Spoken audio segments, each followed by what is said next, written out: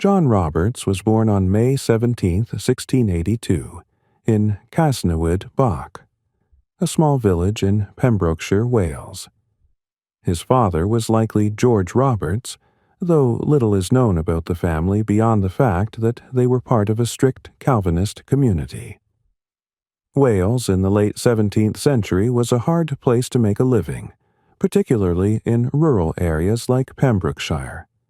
The sea offered one of the few paths to a better life. Roberts went to sea young, probably around age 13 in 1695. This was typical for boys from coastal communities. They signed on as cabin boys or apprentices and learned the trade through hard experience. For the next 2 decades, Roberts worked in the merchant service, developing skills as a navigator and sailor. The historical record goes silent on him for most of these years. We don't know which ships he sailed on, which routes he traveled, or what experiences shaped him during this long apprenticeship. He reappears in the documentary record in 1718, working as a mate on a sloop trading around Barbados. By 1719, at 37 years old, he had risen to the position of second mate on a slave ship called the Princess, owned by the Royal African Company and commanded by Captain Abraham Plum. The Princess was engaged in the triangular trade, carrying goods from England to Africa, purchasing enslaved people on the African coast, transporting them across the Atlantic to the Caribbean, and returning to England with sugar, rum, and other colonial products. This means that John Roberts, before he ever became a pirate, was an active participant in the slave trade. As second mate, he would have been responsible for navigation, for managing cargo, for maintaining discipline among the crew. He would have overseen the brutal process of loading enslaved Africans into the ship's hold, of keeping them confined during the Atlantic crossing, of managing the mortality and disease that were routine parts of this commerce. He was not a bystander to slavery. He was a professional in the business. In early June 1719, the Princess was anchored at Anamabu on the Gold Coast of West Africa, in what is now Ghana. The ship was there to purchase enslaved people, conducting the slow, methodical business of trading European goods for human beings. Then 2 pirate vessels appeared on the horizon, the Royal Rover and the Royal James, commanded by Captain Howell Davis. Davis was a Welshman like Roberts, originally from Milford Haven in Pembrokeshire. The pirates captured the Princess without significant resistance. Merchant ships were lightly armed and poorly equipped to fight off determined attackers. Roberts and several other crew members from the Princess were pressed into service with the pirates. Whether Roberts went willingly or was forced is a matter of historical debate. He later claimed he was compelled to join, but forced recruits typically tried to escape at the first opportunity, and Roberts never did. What's documented is that Davis took a liking to Roberts. They spoke together in Welsh, which allowed them to converse privately while surrounded by an English-speaking crew. Davis recognized Roberts's skills as a navigator, a valuable commodity for any pirate crew trying to cross oceans and find specific targets. Within weeks, Roberts had been integrated into the pirate operation. Just 6 weeks after Roberts joined the crew, Howell Davis was killed. The pirates had sailed to the island of Principe off the West African coast. Davis attempted to capture the Portuguese governor through deception, but the Portuguese discovered the plot and ambushed the landing party. Davis was shot dead, along with several other pirates. The survivors fled back to their ships and sailed out of range of the fort's guns. A pirate crew without a captain is in crisis. The captain is the key decision-maker, the strategist, the visible symbol of authority. Pirate captains were elected democratically by their crews. This was one of the fundamental differences between pirate ships and merchant or naval vessels, where captains were appointed by ship owners or the Admiralty. The crew of the Royal Rover gathered to vote on a new captain. They chose John Roberts. He had been with them for only 6 weeks, but in that time he had demonstrated the qualities they valued: navigational skill, decisiveness, and a certain hardness of character that suggested he could lead men in violent enterprise. Roberts accepted, reportedly saying that since he had dipped his hands in muddy water and must be a pirate, it was better being a commander than a common man. It was at this point that John Roberts became Bartholomew Roberts. The name change was practical. It made him harder for authorities to track. Some historians suggest he took the name Bartholomew in honor of Bartholomew Sharp, a famous buccaneer from an earlier era. Whatever his reason, the new name marked his transformation from reluctant recruit to committed pirate captain. Roberts's first act as captain was revenge. He returned to Principe under cover of darkness and led his crew in an assault on the fort and the town. They killed a large portion of the male population, burned buildings, and looted everything of value they could carry. This was a statement, an announcement that the new captain would not tolerate attacks on his crew. It was also a demonstration of the violence that would characterize his career. From Principe, Roberts sailed west across the Atlantic to Brazil. This was bold navigation. Crossing the Atlantic required skill and knowledge of winds and currents. Roberts positioned his ship off the coast near Bahia and waited. In September 1719, his patience was rewarded when a Portuguese treasure fleet of 42 ships appeared, waiting for armed escorts to protect them on the voyage to Lisbon. Roberts executed one of the most audacious raids of the pirate era. Instead of attacking the fleet directly, he approached it as if he were part of the convoy. By the time the Portuguese realized what was happening, Roberts's ship was among them. He identified which vessel carried the most valuable cargo and captured it with minimal fighting. The prize was enormous: gold, sugar, tobacco, and hides worth thousands of pounds. Roberts had been a pirate captain for less than 3 months and had already captured more wealth than most pirates saw in a lifetime. He sailed north to Devil's Island off the coast of Suriname to divide the plunder and rest. Then he headed to the Suriname River, where he captured a sloop. At this point, Roberts made a nearly fatal error in judgment. He took 40 men to chase another vessel, leaving a pirate named Walter Kennedy in command of the Royal Rover and most of the treasure. When Roberts returned, Kennedy had disappeared with the ship and all the loot.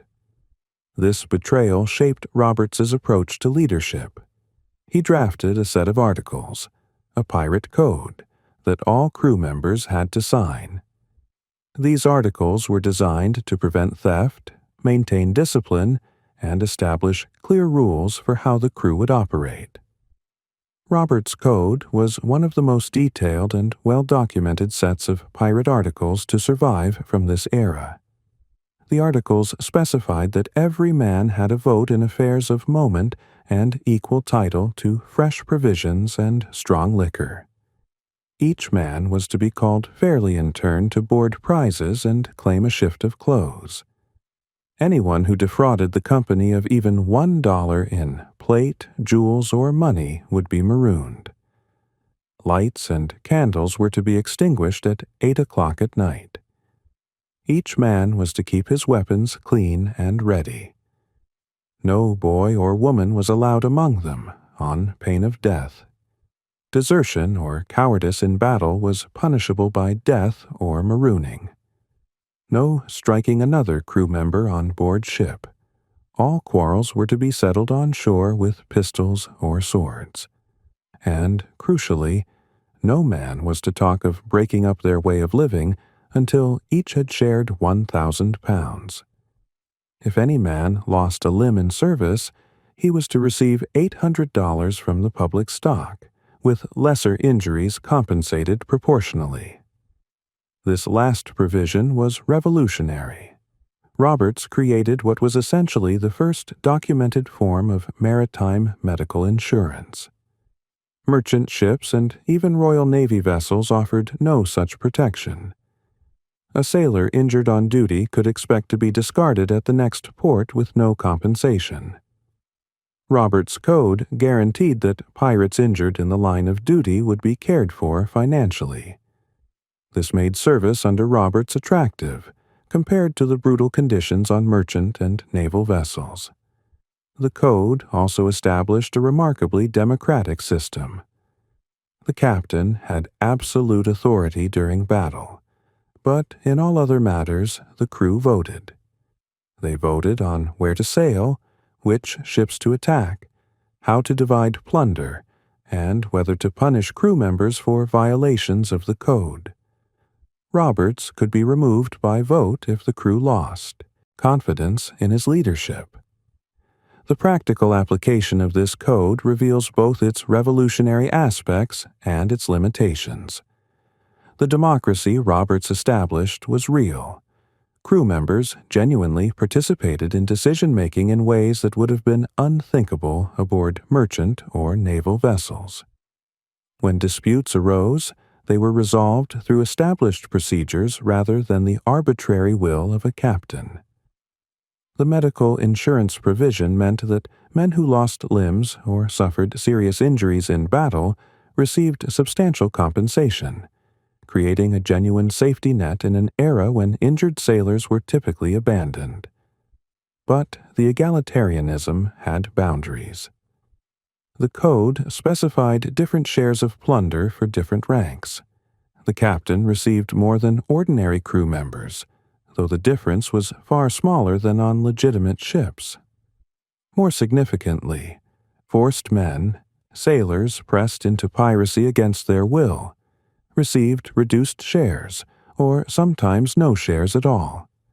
And, as we'll see, black crew members, despite fighting alongside white pirates, often faced discriminatory treatment that violated the spirit if not the letter of the code's provisions. Roberts renamed his sloop the Fortune and continued his piratical career. In late February 1720, he was joined by a French pirate named Montigny-la-Palace in his sloop the Sea King. Together they raided shipping throughout the Caribbean. In June 1720, Roberts captured a brigantine off Barbados. In response, the government of Barbados sent two well-armed ships, the Somerset and the Philippa, specifically to hunt Roberts down. Roberts lured both ships into pursuit, then turned on them. In the battle that followed, the Somerset's captain and many crew members were killed. Roberts captured the ship and burned it in revenge for Barbados's aggression. This pattern of vengeance would repeat throughout his career. Roberts did not forget slights or attacks, and he retaliated with deliberate cruelty. By autumn 1720, Roberts sailed north to Newfoundland. The fishing grounds off the Grand Banks were crowded with vessels from England, France, and New England. Roberts entered the harbor at Trepassey in June 1720, with his black flag flying. 22 ships were anchored there, and every one of them immediately struck their colors in surrender.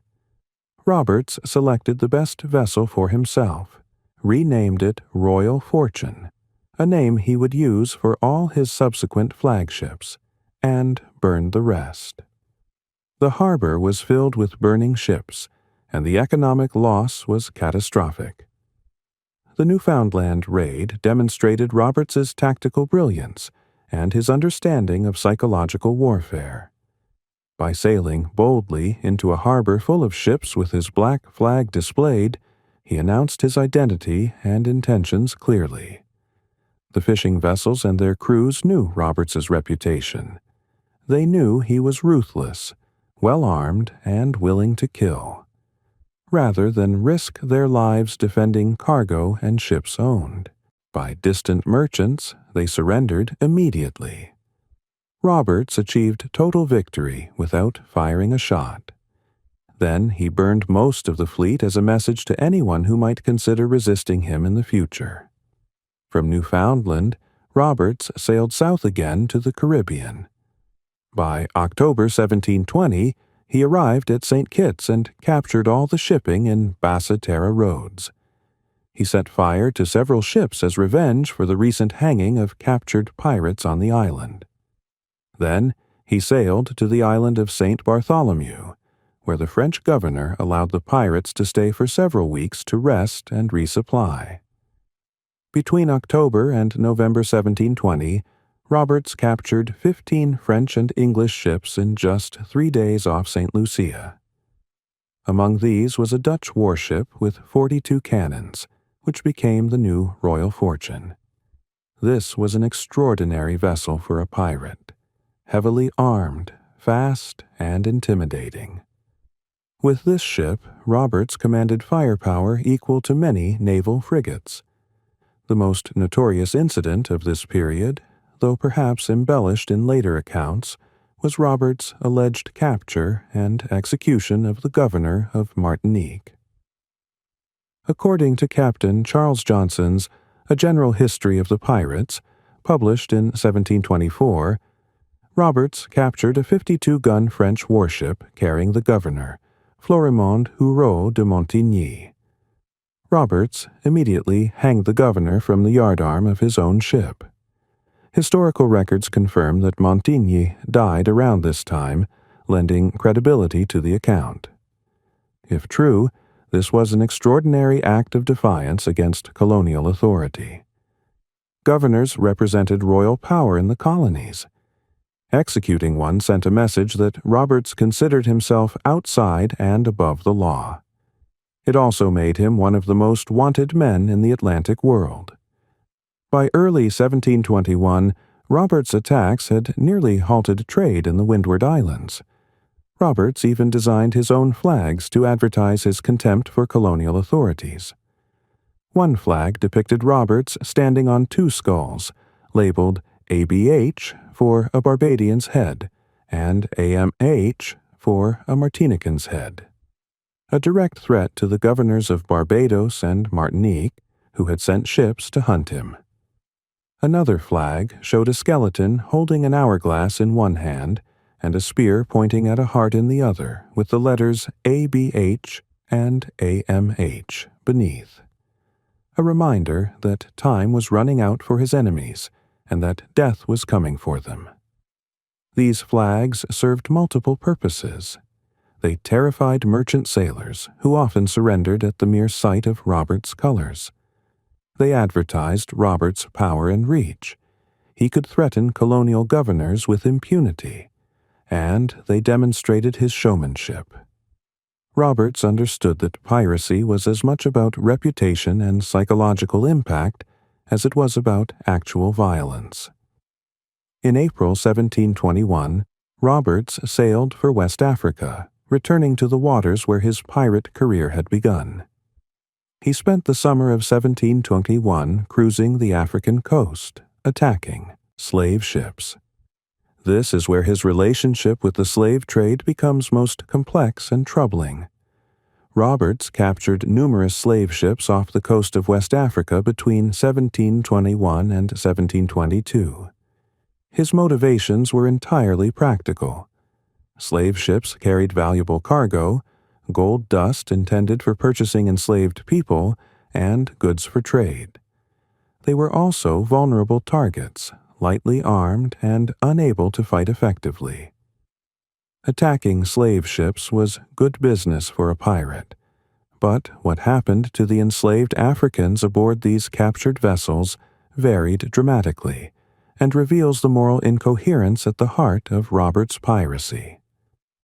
Sometimes Roberts freed enslaved people from captured ships and recruited willing individuals into his crew. This was not ideological, it was practical. Pirates needed manpower, and enslaved Africans who had escaped bondage or been freed by pirates had strong incentives to join crews that offered them freedom and a share of plunder. By the time of his death, Roberts' crew included 65 black men who had been freed from slave ships or had escaped from plantations. These men fought alongside white pirates, received shares of plunder according to the pirate code, and were integrated into the democratic structure of the ship. In the rigidly hierarchical and racially stratified world of the 18th century Atlantic, this was radical. But the egalitarianism aboard Roberts' ships had strict limits. Multiple sources indicate that black crew members were treated as second-class citizens. They received smaller shares of plunder than white pirates. They were assigned the hardest and most dangerous labor, pumping water, maintaining the ship in brutal conditions. Some accounts suggest they received no shares at all, though this contradicts other evidence about black pirates receiving compensation for injuries under Roberts's medical insurance provision. The reality was probably somewhere in the middle. Black crew members were better off than enslaved people on plantations or aboard slave ships, but they faced discrimination even in the supposedly egalitarian world of piracy. They could vote on some matters, but not others. They received compensation for injuries, but less than white crew members. They were free, but not equal. More damningly, Roberts showed complete disregard for the lives of enslaved Africans who were not part of his crew. In June 1721, he captured several French ships on the Senegal River. In August 1721, he captured 2 slaving ships at Point Sestos, including the Royal African Company frigate Onslow, which he took as his flagship, the 4th ship he would name Royal Fortune. Then, in January 1722, came the incident at Whydah that reveals the darkest aspect of Roberts' character. Whydah, now Ouidah in modern Benin, was one of the most important slave-trading ports on the West African coast. Roberts sailed into the harbor with black flags flying and found 11 slave ships at anchor. Every ship immediately surrendered. Roberts demanded a ransom of 8 pounds of gold dust per ship. 10 captains paid. The captain of the slave ship Porcupine refused. Roberts ordered his men to board the Porcupine, cover it in tar, and set it on fire. 80 enslaved Africans were still chained in the hold. The ship burned. Enslaved people who managed to jump overboard faced sharks. Those who remained burned to death. Roberts made no effort to release them, to move them to other vessels, or to show any regard for their humanity. Contemporary accounts describe the horror in vivid detail. Captain Charles Johnson wrote of the enslaved people's miserable choice of perishing by fire or water. Witnesses reported sharks tearing victims limb from limb alive. Johnson called it a cruelty unparalleled. This single act reveals the profound moral bankruptcy of Roberts's relationship with slavery. He was willing to disrupt the slave trade when it served his purposes. He freed enslaved people when they could serve his crew. But he was equally willing to burn 80 human beings alive over a commercial dispute. The lives of enslaved Africans had no inherent value to him. They were assets to be used or destroyed as circumstances dictated. Roberts also attacked the village of Calabar after his crew was refused access to women by local people. He burned villages, killed civilians, and engaged in violence that went far beyond the economic motivations of piracy. His religious practices added another layer of contradiction to his character.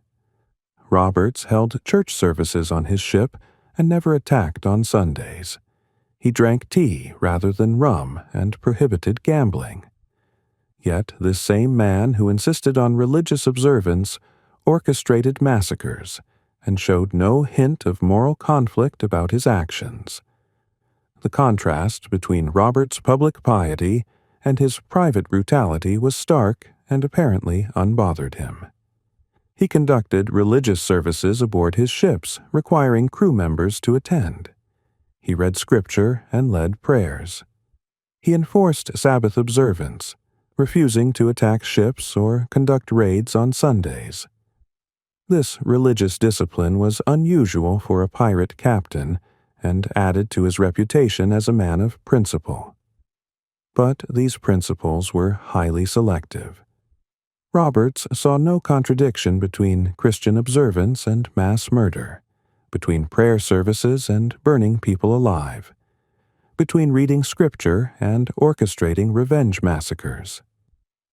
His religion appears to have been primarily about order and discipline, rather than ethics or compassion. It was another tool for maintaining control over his crew and distinguishing his operation from the chaotic, drunken piracy of some of his contemporaries. Roberts's personal habits reinforced this image of disciplined authority. Unlike many pirate captains who drank heavily, Roberts drank only tea. He dressed in fine clothes, silk suits, elaborate hats with feathers, gold jewelry. He maintained a stately demeanor and expected his crew to show him respect. This was carefully cultivated. Roberts understood that leadership required theater, that maintaining authority over hundreds of armed men required projecting an image of strength, competence, and control. In November and December 1721, Roberts careened his ships at Cape Lopez and the island of Annobon to rest and make repairs. By this time, the British government had dispatched the Royal Navy specifically to hunt him down. 2 warships, HMS Swallow and HMS Weymouth, were cruising West African waters under the command of Captain Challoner Ogle, searching for Roberts. Roberts learned of this threat, probably from captured sailors or through his network of informants in coastal towns, but he did not flee. He continued operating along the African coast, capturing ships and conducting his business. This was either extraordinary confidence or reckless arrogance, or both. On February 5, 1722, Captain Ogle aboard HMS Swallow found Roberts's fleet at Cape Lopez. 3 ships were anchored there: Royal Fortune, Ranger, and Little Ranger. The Swallow approached, then veered away as if fleeing. This was a deliberate tactic. Roberts's consort ship, the Great Ranger, captained by James Skyrm, pursued what appeared to be a fleeing merchant vessel. Once out of sight of Roberts's fleet, the Swallow turned and engaged the Great Ranger. The pirate ship was outgunned and outmaneuvered. After a brief battle, Sky Army and his crew surrendered. Ogle put prize crew aboard the captured pirate ship and sailed back to Cape Lopez. On the morning of February 10, 1722, the Swallow reappeared off Cape Lopez. Roberts and his crew had been drinking the night before, celebrating a recent prize. Many were hung over. Some accounts suggest they were still drunk when the battle began. Roberts' crew prepared Royal Fortune for action. Roberts himself, dressed in his finest clothes for the fight, a crimson damask waistcoat and breeches, a red feather in his hat, a gold chain with a large diamond cross around his neck. He wanted to die, if he was going to die, in style. The 2 ships maneuvered for position. Royal Fortune had 40 cannons and was roughly equal to the Swallow in firepower. But Ogle's crew was disciplined, trained, and sober. Roberts' crew was hungover, exhausted, and included many forced men who had no desire to fight to the death. The Swallow suddenly came about and fired a devastating broadside at point-blank range. Grape shot, small metal projectiles fired from cannons, swept across the deck of Royal Fortune. One piece struck Roberts in the throat, severing major blood vessels. He died almost instantly, slumping across a cannon. The pirates, seeing their captain fall, followed his standing orders. Roberts had always instructed his crew to throw his body overboard if he was killed in battle. He did not want his corpse captured, publicly displayed, and hung in chains as a warning to other pirates. His crew weighted his body and threw it into the sea, still dressed in his crimson finery. Without Roberts, the fight went out of the crew. The Royal Fortune's mainmast was shot away, leaving the ship crippled. After 2 more hours of fighting, the pirates signaled for quarter. One crew member, John Phillips, tried to reach the ship's powder magazine with a lit match, intending to blow up the ship and everyone on it rather than surrender. 2 other crew members stopped him. In the end, 272 pirates were captured. The Swallow sailed them to Cape Coast Castle in West Africa. There, one of the largest pirate trials in history took place, beginning on March 28, 1722. The proceedings lasted weeks. The 65 black crew members who had fought as pirates faced a particularly cruel fate. They were not tried for piracy. They were sold back into slavery, handed over to the Royal African Company as property. The law simply did not recognize them as men who could commit crimes. It recognized them only as escaped or stolen property to be returned to their owners. Of the remaining white and mixed-race pirates, 74 were acquitted. These were primarily forced men who could prove they had been pressed into service and had tried to avoid participating in piracy. 54 were condemned to death. 52 were hanged in public executions outside Cape Coast Castle, their bodies left hanging as warnings to other potential pirates. 2 received last-minute reprieves. Another 20 men were sentenced to indenture with the Royal African Company, effectively hard labor on the African coast. Historian Burrell noted that they exchanged an immediate death for a lingering one. The combination of brutal labor, tropical diseases, and poor conditions meant few survived their sentences. 17 men were sent to Marshalsea Prison in London for trial.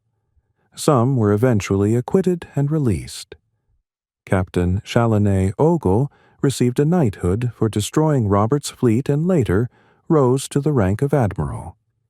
The mass hangings at Cape Coast Castle, visible from ships passing along the coast, sent a clear message. The era of relatively free-ranging piracy was over.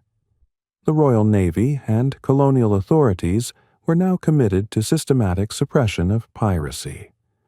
Trade was too valuable, the disruption too costly, the affront to imperial authority too great. Closing sequence. Bartholomew Roberts captured over 400 ships in a 3-year career, far more than any other pirate of the Golden Age. By sheer numbers, he was the most successful pirate in history. His death in February 1722 is widely considered the symbolic end of the Golden Age of piracy. There would be other pirates after Roberts, but none would reach his scale of operations or his level of success. Roberts's relationship with the slave trade was complex and deeply troubling. He disrupted the trade significantly between 1719 and 1722. His attacks on slave ships cost British trading companies enormous sums of money. He captured vessels carrying enslaved Africans, gold dust, and trade goods. He freed dozens of enslaved people and integrated them into his crews. His piracy represented a genuine threat to the smooth functioning of the Atlantic slave economy. But we cannot mistake disruption for opposition. Roberts was not an abolitionist. He was not motivated by moral objections to slavery.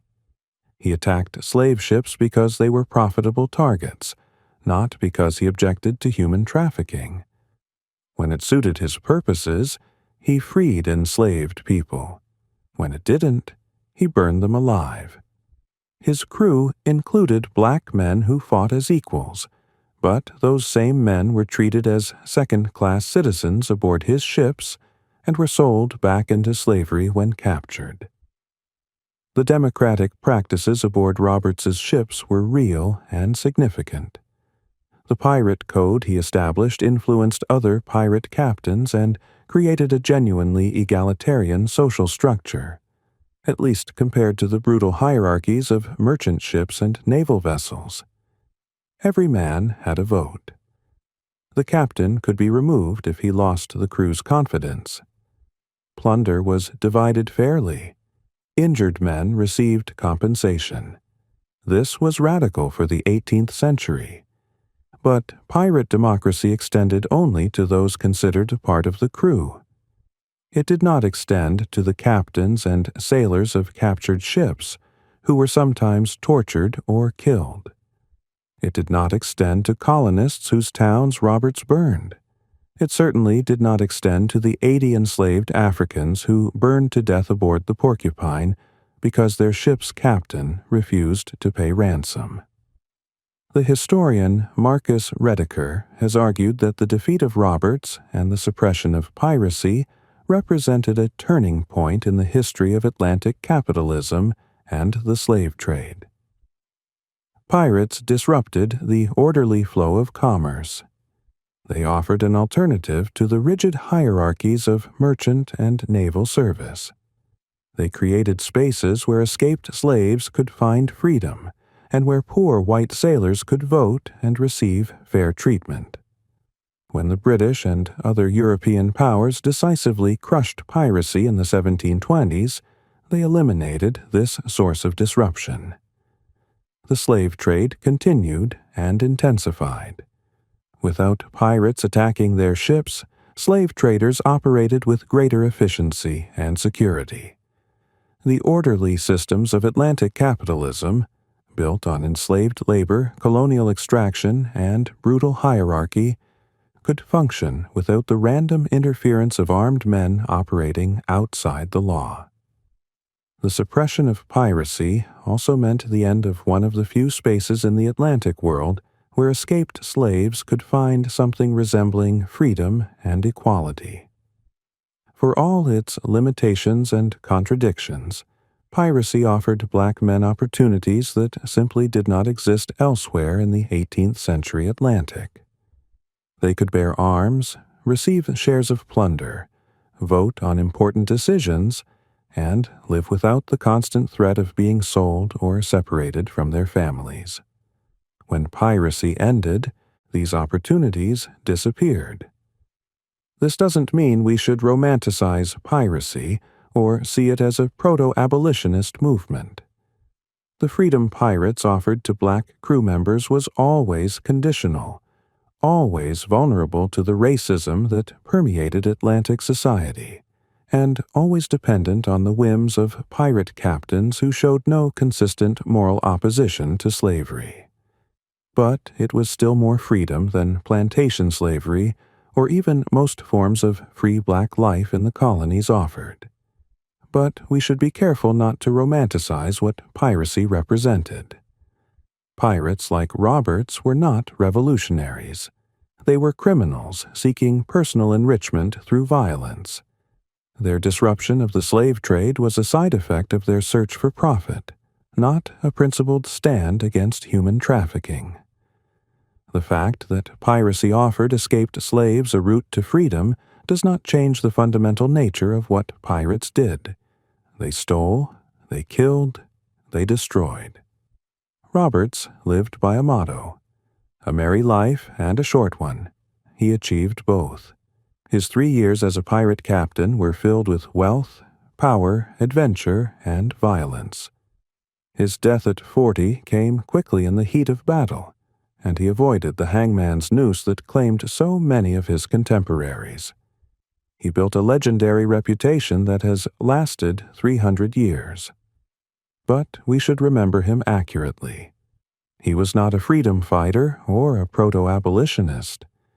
He was a remarkably successful criminal who disrupted the slave trade when it served his purposes, and who showed complete disregard for human life when it didn't.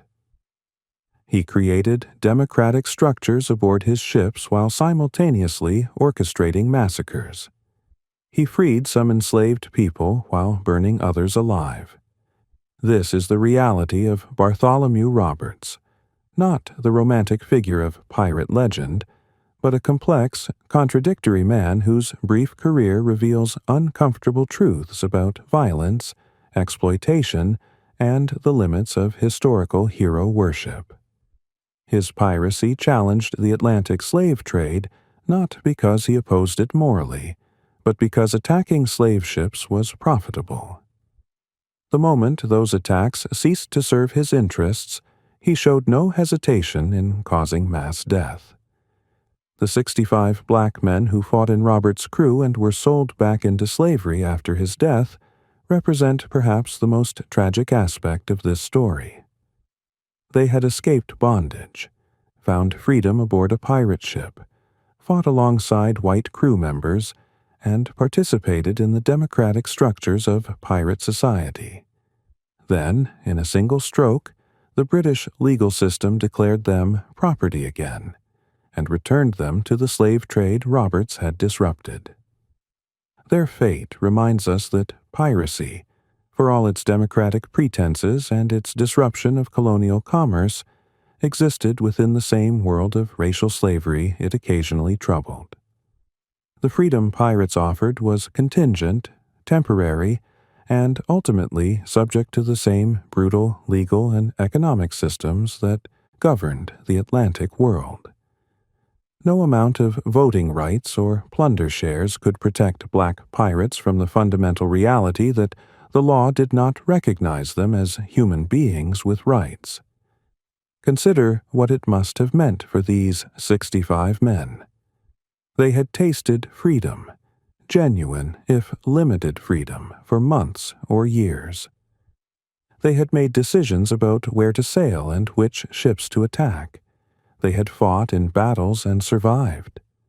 They had earned shares of plunder, and perhaps sent money to family members still in bondage. They had lived as men rather than as property. Then, after Roberts's death, they were put in chains again. They were sold at auction, probably separated from the friends and comrades they had sailed with. They were sent to plantations or mines where their experience as pirates, their skills as sailors and fighters, their participation in democratic decision-making meant nothing. They were reduced once again to the status of tools, of animals, of commodities. The legal system that tried and hanged their white shipmates for piracy did not even grant them the dignity of being criminals. It could only see them as escaped property. This is perhaps the clearest illustration of the limits of pirate democracy. For all the voting and equal shares and medical insurance, the pirate code could not protect black crew members from the larger systems of racial slavery that governed the Atlantic world. When the Royal Navy captured Roberts' fleet, pirate democracy ended instantly, and racial slavery reasserted itself with brutal efficiency. Bartholomew Roberts achieved more in 3 years of piracy than most pirates achieved in lifetimes of crime. But his success was measured in ships captured and wealth stolen, not in lives saved or wrongs righted. When we remember him as the greatest pirate of the Golden Age, we should remember too the 80 enslaved people who burned aboard the Porcupine, the villagers massacred at Principe and Calabar, and the 65 freed black pirates who fought under his flag only to be sold back into bondage when his brief, violent career came to an end. Roberts' legacy in popular culture has been largely sanitized. He appears in novels, films, and video games as a romantic figure, the gentleman pirate who dressed in fine clothes, drank tea instead of rum, and maintained strict discipline aboard his ships. The fictional Dread Pirate Roberts from The Princess Bride took his name. This romantic image emphasizes the democratic code, the medical insurance, the defiance of colonial authority. But this popular image erases the violence, the racism, and the moral incoherence that defined Roberts' actual career. It ignores the enslaved people burned alive, the civilians massacred, the black crew members sold back into slavery. It treats piracy as adventure rather than as the brutal criminal enterprise it actually was. We should remember Bartholomew Roberts as he truly was, neither hero nor simple villain, but a complex and troubling figure whose brief career illuminates the violence, exploitation, and contradictions of the 18th century Atlantic world. He disrupted slavery while participating in it. He created democracy while presiding over discrimination. He freed some people while destroying others. This is the real legacy of Black Bart. Not romantic adventure, but the complicated, blood-soaked reality of piracy in the age of the Atlantic slave trade.